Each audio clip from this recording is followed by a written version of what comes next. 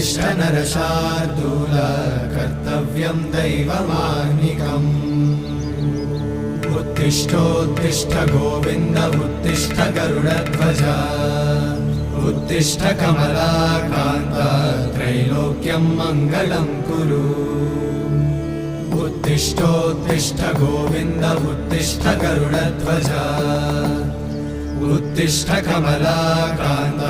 त्रैलोक्यं मङ्गलं कुरु